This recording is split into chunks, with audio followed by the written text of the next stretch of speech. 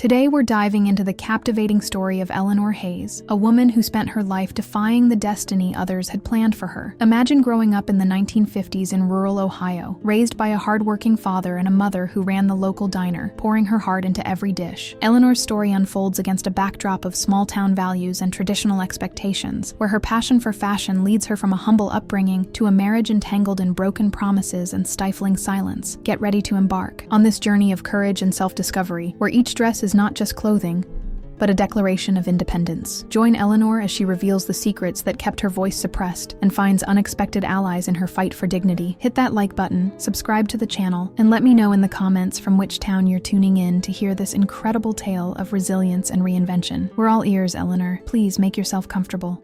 Oh, my dear, thank you so much for this opportunity to share something that has haunted me for years. Please sit right here next to me. Are you comfortable? I hope you have a moment to listen to an old woman of 74. You see, I have so many stories locked inside me, memories that need to be set free. What a relief to have you here to listen. These were the years that shaped me, broke me, and rebuilt me. There were days of darkness, endless nights, but also moments of light so intense that they eclipsed any shadow. Be prepared, because this is not an easy story. It's about how I learned to weave my own fate when everyone else wanted to unravel my threads. Well, as you know, my name is Eleanor Hayes. I was born in 1951 in a simple house in Dayton, Ohio. My mother, Dorothy, ran the local diner, and she was truly one of the best. My fingers knew the heat of the grill before they ever held a pencil in school. My dad worked at the General Motors plant and came home smelling of oil and telling tales of sacrifice. Eleanor,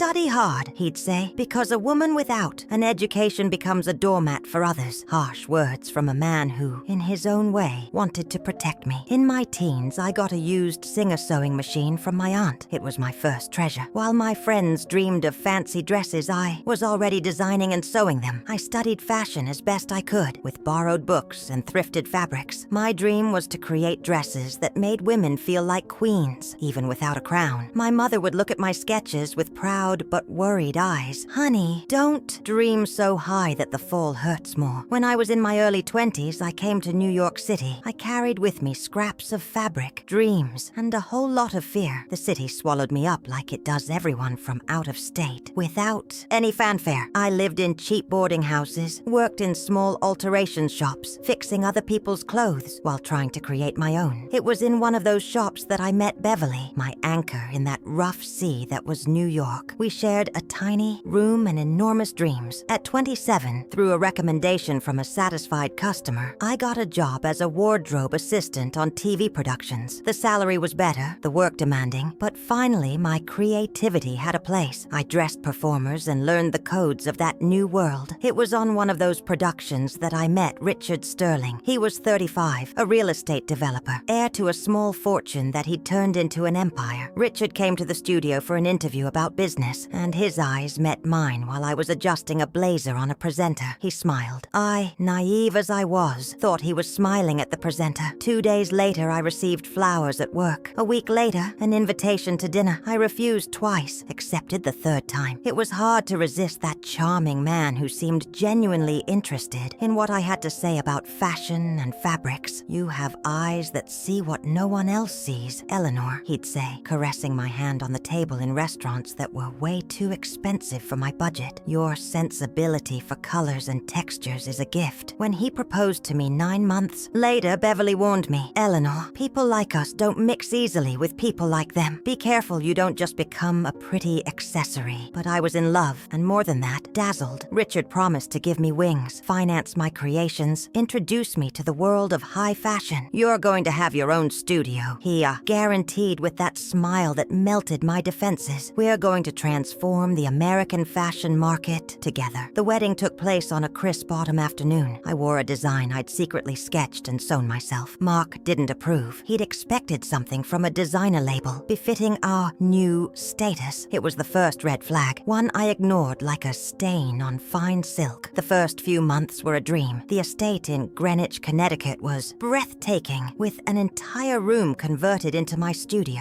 I designed and sewed with fervor, believing my career career was finally taking off, but I soon realized I'd signed an unspoken contract to be the perfect wife, the impeccable hostess, the discreet companion who enhances but never overshadows. Your simplicity is your charm, honey, Mark would say when I tried to offer opinions at meetings with investors. Leave the business to me. You shine in social settings. And so, I became a porcelain doll on that man's shelf. My creations were hidden away in the studio. My opinions were pruned like overgrown branches. My voice grew softer, almost disappearing. I realized too late that marriage had given me everything but freedom, and that's how I found myself on that humid July night in the glass atrium of the MoMA, where my life would begin to crumble and paradoxically rebuild itself. Mark raised a champagne flute in the MoMA's atrium, the crystal reflecting the suspended lights. New York's elite surrounded us, women in expensive jewels and men in bespoke suits. My husband smiled with that confidence I'd once admired. "This is Abigail Sterling, the selfless muse who inspires every penny of my donations," he announced, his voice echoing through the glass and concrete space. I smiled the way I'd learned to at these events, with my lips, not my eyes. Polite applause rippled through the crowd, but Mark raised his hand, asking for silence. "Tonight I'm pleased to announce that Abigail will be auctioning off her entire collection of original dresses to fund the new wing of the Clara Barton Women's Shelter." Shock surged up my spine like an electric current. My dresses? Those creations I sewed in secret in the studio when everyone thought I was just dabbling. How had he found out? And why hadn't he consulted me? The crowd buzzed. Smiles, applause, glasses raised in our direction. Mark wrapped an arm around my waist, squeezing hard enough to remind me to smile. And I smiled, while feeling something break inside me. "I'm so proud," I said automatically, when a microphone appeared in front of me. The words sounded hollow, lifeless. "It's an honor to contribute." Later in the car, I tried to confront him. "Why didn't you tell me about the auction? Those dresses are personal, Mark. I haven't even finished many of them." He didn't take his eyes off the window. "Abigail, don't you understand how the philanthropy game works? We need grand gestures. Your creations gathering dust in that studio will finally serve a purpose for your image," I murmured. The car stopped at a red light. Mark turned to me, his face illuminated by the red signal. "Don't be ungrateful. I gave you a studio most designers only dream of. What have you done with it? Nothing. Now at least it'll serve a cause." I swallowed the words I wanted to say. I'd learned over the years that confronting him meant days of glacial silence, privileges revoked, doors slammed shut. Our driver, Walter, cleared his throat discreetly in the front seat. Our eyes met in the rearview mirror. There was understanding in the eyes of that man who had silently witnessed so many scenes like this one. In the following weeks, stylists hired by Mark invaded my studio, examining my creations, deciding which were worthy of the auction. I watched, powerless, as they tagged my dresses like merchandise. "You have a real talent," one of the assistants whispered when we were alone. "These pieces are too original to be hidden away." Her comment echoed in my mind. Too original, hidden away, like myself. The auction took place at the end of July. Each dress fetched exorbitant prices, each bid accompanied by praise for the Sterling's generosity. Mark lectured on social responsibility while I stood by his side, a silent accessory in my navy blue dress. That night, I realized I wasn't a partner. I was property. My creations weren't mine. My talent existed only to serve his purposes. The illusion I'd built for years crumbled completely. On Ash Wednesday, I tried to buy cough syrup for Walter, who suffered from chronic asthma. My card was declined. I tried another, declined as well. "Security hold, ma'am," the banker said over the phone. "Your husband requested a temporary block after identifying unusual spending." Unusual spending? Groceries, art supplies, nothing out of the ordinary. I realized then that this was the start of something new. Complete financial control. To buy the cough syrup, pawning my mother's ring was the only option. As the jeweler appraised the piece, I caught the aroma of pumpkin spice latte from the coffee shop next door. The scent took me back to my childhood kitchen, where my mother used to say, "Abigail, a woman needs to have something that's just hers, something just mine." What did I have left? I left the pawn shop with the syrup in one hand and the pawn ticket in the other, feeling the weight of this new reality. When I handed the medicine to Mr. Johnson, his tearful eyes of gratitude made me question the value of my own dignity. "You shouldn't have gone to the trouble," he said, slipping the bottle into his uniform pocket. "It's the least I could do, John. Take care." The following months turned into a gilded cage. Richard implemented his control in increasingly subtle and efficient ways. My clothes were now selected by a personal stylist he hired. tailored to align my look with the social standing we occupy. My schedule was monitored by constant texts. Where are you? With whom? Why? At the farmer's market, I walked beside the personal trainer hired to correct my posture. Alex, a man of almost 6'6" and an impassive expression, pressed my shoulder blades until they ached. Shoulders back, chin parallel to the ground, he instructed, as I chose apples. Mrs. Sterling needs to exude confidence in public. Even my body had become occupied territory. I took a deep breath, smelling the sweet scent of apples mixing with my own bitterness. At home, the art studio remained untouched, but empty. My creations had been auctioned off, and Richard generously wouldn't allow me to work. You need to rest, dear. Leave fashion to the professionals. The condescending tone cut deeper than any needle. I tried to talk to Sarah about what was happening, but our get-togethers became rare. Richard always had some unmissable appointment on the days we planned coffee. When we finally managed to see each other at a diner in Midtown, I realized something had changed. The granddaughters got full scholarships at Dalton, Sarah commented, stirring her coffee without looking directly at me. Thanks to the Sterling Foundation. I understood the unspoken message. Richard had created another bond of dependency, another way to ensure my silence. Sarah, now a grandmother of 2 girls after the premature death of her daughter, depended on those scholarships. At night, while Richard slept, I would sit on the balcony and watch the city lights. Sometimes I cried silently for the woman I once was, for the artist who dreamed of creating beauty. New York City pulsed below, indifferent to my imprisonment. The moral dilemma consumed me. Reporting him would mean exposing not only myself, but harming innocent people like Sarah and her granddaughters. Remaining silent made me complicit in my own imprisonment. The hesitation paralyzed me, and in that paralysis, Richard thrived. One afternoon in March, Sarah came to our house. It was raining, that fine and persistent drizzle so characteristic of the city. In the sunroom, while Richard was in a meeting. In the office, she held my hands tightly. "Don't do anything rash, Abigail," she pleaded in a low voice. "The girls finally have a chance at a better future. Without those scholarships, I can't keep them in that school." My tears mingled with the rain entering through the ajar window. "Don't worry," I replied, swallowing the lump in my throat. "I won't risk the girls' future." Sarah left relieved, unaware that she had added another link to my chain. I stayed there, feeling the cold of the rain and the weight of loneliness. That night, while serving drinks to Richard's guests, a famous designer commented on the new collection he was launching. Something in his sketches, which he proudly displayed on his tablet, seemed too familiar. "Those are wonderful designs," I praised, feeling a chill of recognition. "Inspiration comes from unexpected places," he replied, exchanging a knowing look with Richard. I kept the smile on my face, but my heart raced. Those lines, that style. I needed to check my old sketchbooks in the art studio. The suspicion began to form a plan in my mind. If they were even stealing my ideas, maybe it was time to recover at least my dignity. I took advantage of a morning when Tom was in D.C. negotiating with the Department of Commerce. The studio, once my sanctuary, now felt like a mausoleum of abandoned dreams. I threw open the blinds, allowing the sunlight to flood the space for the first time in months. Rummaging through the stacked boxes in the back of the room, I found my old sketchbooks. I flipped through the yellowed pages with a heavy heart. There they were, the same designs that the designer proudly showcased as his own. My dresses, my details, my embroidery techniques, all signed by James Carter, the darling of American fashion who received generous sponsorship from the Sterling Enterprises. "Oh my God," I murmured, sitting on the stool in front of the dusty sewing machine. The evidence was there, undeniable. It wasn't just my freedom that Tom controlled, but also my work, my art. I put the original sketches in a folder and hid it inside the lining of a pillow I had embroidered myself years ago. I decided to observe, to wait for the right moment. The anger growing inside me needed to be channeled strategically. A few weeks later, I received an unexpected phone call. Olivia, Tom's older sister, invited me for a walk in Central Park. Olivia had always been distant, living in upstate New York and rarely attending the social events her brother hosted. I accepted, curious about the sudden invitation. We met on a sunny Tuesday. Olivia had the same gray-green eyes as her brother, but carried a kindness that Tom had lost long ago. We walked among the elms and flower beds before she finally spoke the real reason for the meeting. "Aurora, I need to confess something to you," she said, stopping near a blooming dogwood tree. "I can't be complicit in this charade any longer." I looked around, fearing someone might overhear us. "What charade, Olivia?" "Everything. The foundation, the donations, my brother's image as a philanthropist." She took a deep deep breath, her hands trembling slightly. He uses your name and your image without your consent. I see what happens, how he controls every aspect of your life. My heart pounded. Someone finally saw my invisible prison. Why are you telling me this now? Olivia sat on a worn stone bench, running her fingers over the faded tiles that decorated it. I inherited an old brownstone in Saratoga Springs. I've always dreamed of turning it into a sewing center for mature women, but I've never had the courage to confront Tom. He controls the family assets, you know. I sat next to her, feeling an unexpected connection with this woman I barely knew.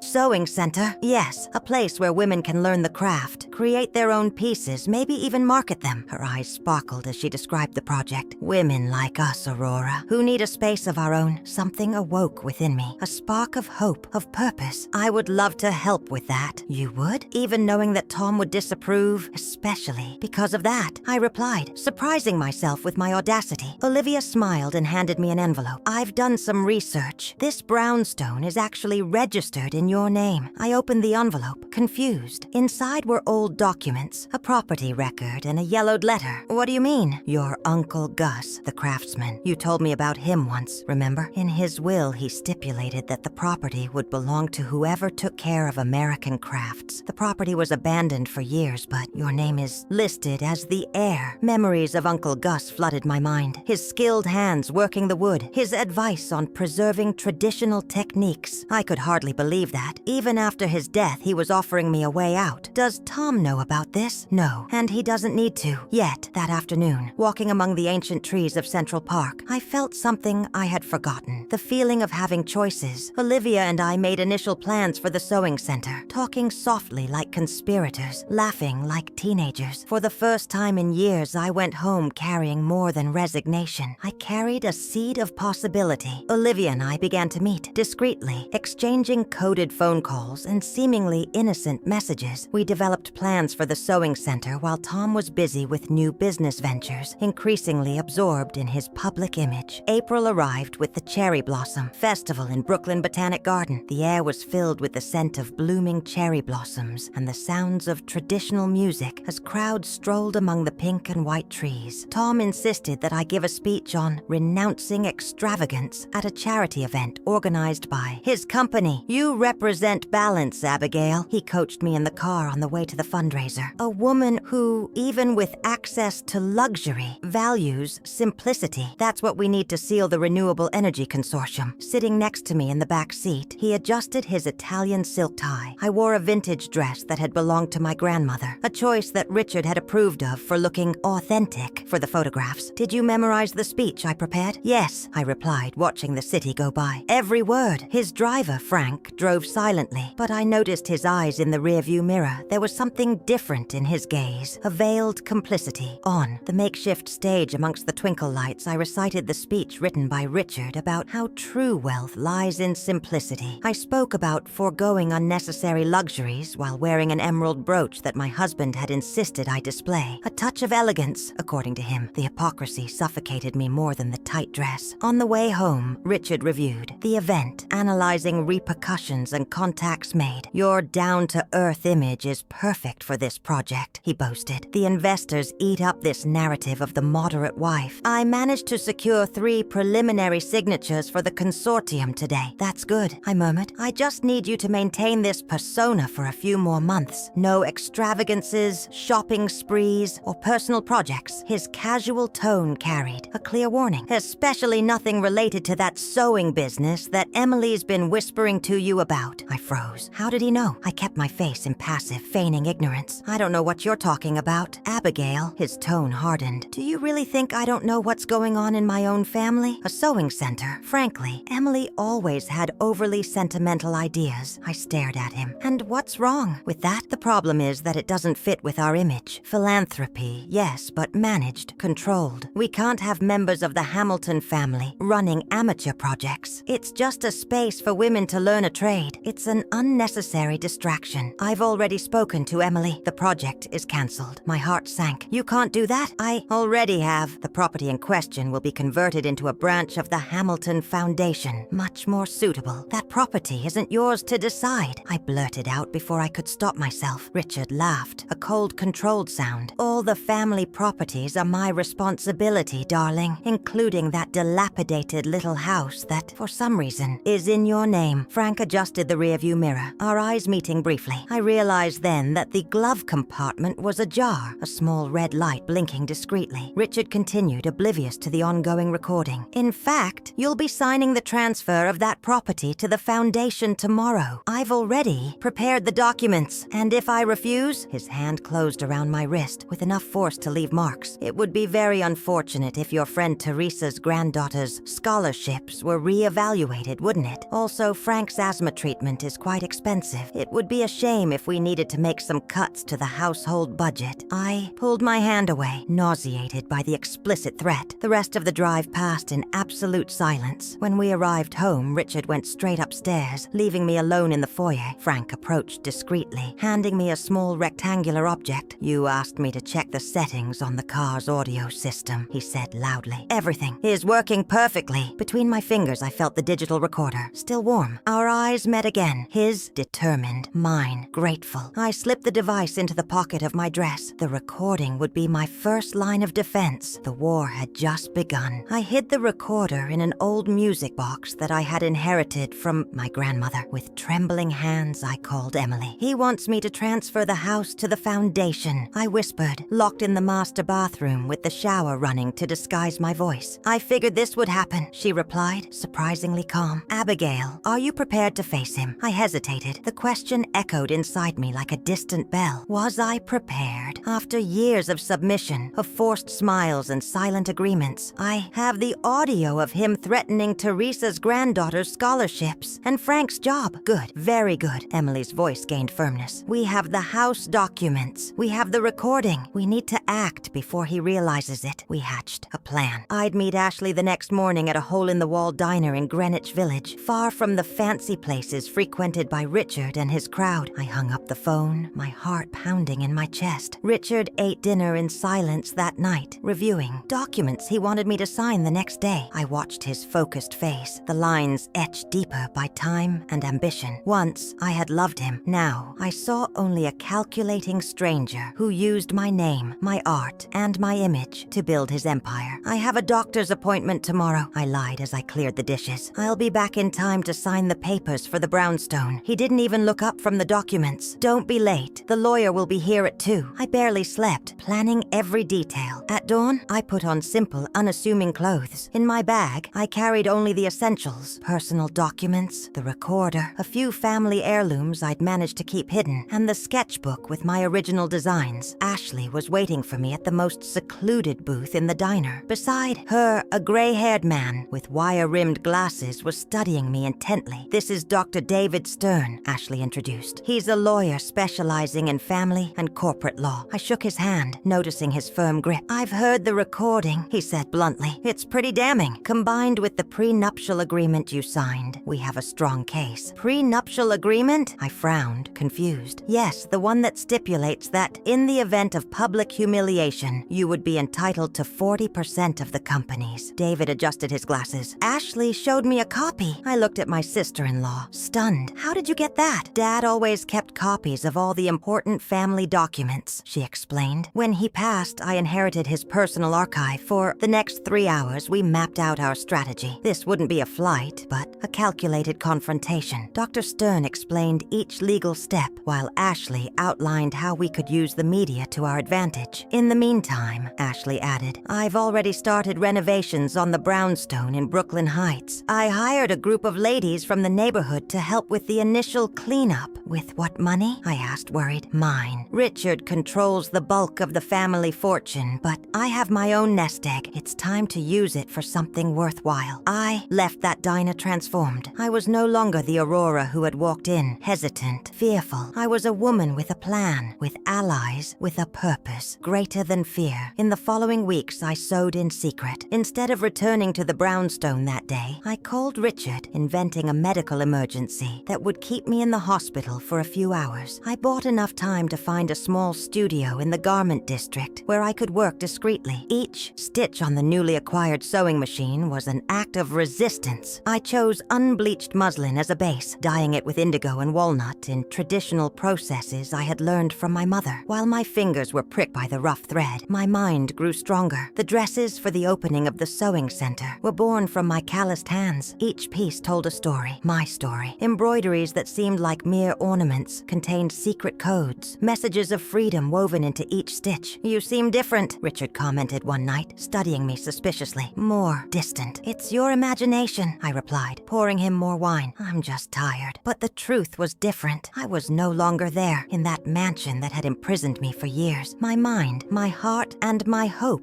had already left for Brooklyn Heights, for the renovated brownstone that represented not just a new project, but my own rebirth. In June, Ricardo Mendonça launched a collection called Inspired by Aurora during New York Fashion Week. Watching the show on television, I recognized each piece as a variation of my designs. My stomach churned with indignation, but I saved my anger as fuel. The moment to expose that theft was approaching. I was now working on two fronts, preparing dresses for the opening of the sewing center and collecting all the evidence of the appropriation of my work. Dr. David Stern carefully built the legal case, while Ashley supervised the renovations in Brooklyn Heights. July brought new obstacles. During a dinner with investors, I discovered that the administrator of the Faraz Institute was diverting funds earmarked for craft workshops to lavish events that promoted Richard's image. I mentally noted every detail mentioned in the conversations, every name cited, every value discussed. "Aurora," Richard called me after the guests left. "I'm organizing a charity brunch in the Hamptons next month. I want you to wear that simple beige dress, you know, the one that looks almost worn out, to symbolize simplicity," I asked with studied sweetness. "Exactly," he beamed, pleased with my comprehension. "The new foreign investors eat up that image of authentic philanthropy. No jewelry, light makeup, you know how to present yourself." "Perfectly," I replied, thinking of the ivory dress I was secretly creating. Not beige, not plain, but luminous and revealing. The next day, Teresa tracked me down. We met at a secluded coffee shop where she nervously told me that financial reporters were digging into irregularities at the Hamilton Foundation. "What do you know about this, Aurora?" she asked, her eyes filled with worry. "The girls, their scholarships." I held her trembling hands. "Teresa, trust me. The girls will be protected no matter what." "How can you be sure?" "Because the foundation doesn't belong to Richard. It's ours, and we're going to rebuild it the right way." Her confused expression gave me strength to continue preparing my plan. The press sniffing around was a calculated risk I needed to incorporate into the strategy. In the week leading up to the annual Metropolitan Museum of Art Costume Institute benefit, I intensified my preparations. The event was the highlight of New York's social calendar. The business, political, and artistic elite gathered in one place. Richard chaired the board of patrons of the museum and always used the ball to announce new donations and projects. "This year will be special," he commented as his tailor adjusted his tuxedo. "We're announcing the expansion of the foundation to 3 new states." I nodded absently, calculating every detail of my own presentation. The ivory dress was ready, an apparently classic design, but embroidered with fluorescent thread that, under black light, would reveal phrases of empowerment for women over 60. The words would only be visible at the right moment, when I was on stage. "You seem tense," Richard observed the night before the ball. "Something wrong?" "Just tired," I replied. "So many events, so many public appearances." He nodded, pleased with my supposed exhaustion. "After the ball, we can take a vacation. Maybe Paris. You could rest while we close the European deals." "That would be perfect," I lied, knowing that Paris would never happen. Not for us two, at least. The hours leading up to the ball passed in slow motion. I did my makeup with extra care, choosing a look that conveyed strength, not submission. I pinned my hair into a low bun, adorned with small white flowers that Mary had sent from the garden of her upstate farmhouse. Old Joe helped me load a special briefcase into the car, containing not only the ivory dress, but all the evidence we had collected in recent months. His expression mixed nervousness and determination. "Are you sure about this?" he asked quietly, as Richard finished getting ready upstairs. "I am, Joe. Today we reclaim our dignity, all of us." He nodded, discreetly placing in his uniform pocket the flash drive with Richard's recording. That small object contained the power to crumble an empire built on lies. When we arrived at the Met, the steps were filled with photographers, reporters, and guests in formal wear. Richard smiled for the cameras, holding my waist with that characteristic grip that said, "Behave yourself." I smiled too, but it wasn't the usual empty smile. It was the smile of a woman about to reclaim her voice. The great hall of the Metropolitan Museum of Art sparkled with its marble columns and crystal chandeliers. I changed my dress in the reserved dressing dressing room, where Mary awaited me with a nervous and determined hug. "Everything's ready," she whispered. "The lighting technician is warned about the black light. Teresa brought the granddaughters, as you asked." My heart quickened. "They're here, but it's risky." It was her decision. She said the girls needed to see what it means for a woman to regain her dignity. In the hall, Richard was speaking about social commitment and corporate transparency. The irony would have made me laugh if I weren't so focused on the sequence of events we had planned. When Richard called me to the stage for the traditional opening waltz, I walked slowly, aware of every step, of every glance that followed me. My ivory dress, apparently simple, sparkled under the lights of the hall. The small flowers in my hair released a soft jasmine scent that gave me strength. Before the orchestra began, I took the microphone. Richard frowned, confused by the deviation from protocol. "Good evening, everyone," I began, my voice firmer than it had ever been in public. "I want to express my deepest gratitude to my husband, Richard Hamilton." He smiled, relaxing visibly, thinking I would follow the usual grateful wife script. "I'm grateful that he generously gifted me a townhouse in Greenwich, which, frankly, was already rightfully mine. A space that has now blossomed into a sewing center for women over 60. His smile faltered. In the audience, I saw Mary holding her granddaughter's hands. For a second, I almost backed down. The scent of caramel popcorn, a reminder of my childhood in upstate New York, filled my nostrils, bringing back the memory of the girl who dreamed of creating beauty with needles and thread. That girl gave me the courage to continue. "I'm also grateful for the prenuptial agreement we signed, stipulating that in the event of public humiliation, I would be entitled to 40% of Sterling Enterprises." A murmur rippled through the ballroom. Richard took a step towards me, but Mr. Thompson, strategically positioned near the stage, discreetly held up a document in his direction. "My husband froze, and public humiliation is what I suffered when I discovered my designs were being stolen and signed by others," I continued. "At that moment, Ashley activated the black lights. My white dress revealed in fluorescent letters phrases like, 'Your voice matters. Art belongs to no one. Dignity is non-negotiable.' With a signal from Ashley, the screen behind me projected images. On one side, my original designs, dated years ago. On the other, Richard Sterling's creations, recently released. Next to them, fraudulent invoices from the Sterling Foundation's administrator and photos of the sewing center already operating in Greenwich. The audience remained in absolute silence. Richard paled, but maintained his composure. That heavy silence almost made me falter again, until I felt the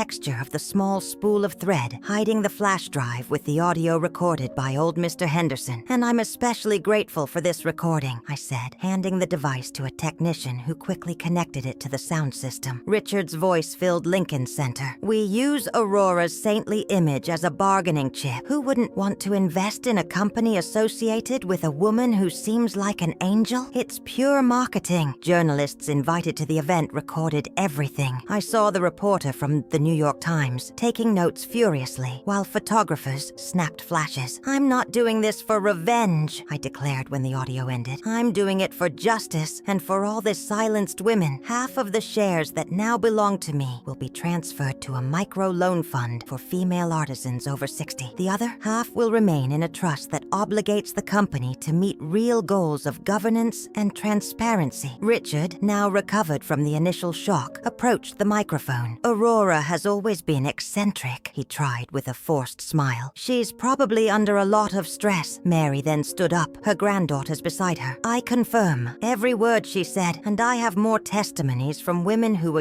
used by the Sterling Foundation." The next day, the headlines exploded. The emotional price was high. I suffered from acute gastritis, heard whispers in fancy Upper East Side cafes, and faced threats from angry investors. But what no one expected was society's reaction. Mary organized a movement of grandmothers and granddaughters on scholarship who wrote open letters in my defense. The media, initially hostile, began to investigate the foundation's practices more deeply. In September, I held the inaugural fashion show for the Aurora Amaral brand in a loft in Soho. Blues music playing, autumn leaves scattered on the floor, and mini pumpkin pies handed out to the guests. A celebration of American heritage in every detail. I sold half the collection and donated the rest to the students at the Greenwich Center. Surprisingly, it was Richard who proposed a settlement. Pressured by investors and public opinion, he publicly acknowledged his mistakes, not out of genuine remorse initially, but out of necessity. What no one knew was that even before the confrontation, I was already noticing cracks in his facade. In May, during a dinner party, he stifled a scathing comment when he saw me flinch. On another occasion, he mentioned his impoverished childhood in the Bronx upon hearing an ice cream truck jingle. These small fissures explained why, in October, he showed up at the poetry slam on the roof of the sewing center. Under the lavender sky of dusk, he offered transparent sponsorship for the project and agreed to learn basic sewing from the most experienced students. Mr. Henderson, now the logistics supervisor of the Reformed Foundation, ensured that all the sewing machines promised were effectively delivered. Looking back today at 74, I see how every stitch in this story was necessary to create the tapestry of my life. The press still has its eye on me, and any misstep would come at a high price for both myself and Mark. Our relationship never went back to being a marriage, but we found an unexpected mutual respect in the ashes of what we'd destroyed. From the window of my apartment on the Upper West Side, where I live alone and in peace, I hear the chirping of a robin, while I feel the breeze carrying the smell of hot dogs and freshly brewed coffee. I understand now that every victory came at the cost of sleepless nights, aching fingers, and the courage to lay my life bare. But I also know that my network of quilting women keeps growing, weaving a future where small acts of kindness blossom into revolutions. The rules of the universe have become clear to me. Luxury without empathy holds no real value. Well-drafted agreements protect our dignity. Every coincidence in life springs from seeds planted in the past, and no mask, no matter how well crafted, can withstand the gaze of someone who has finally decided to sow their own destiny.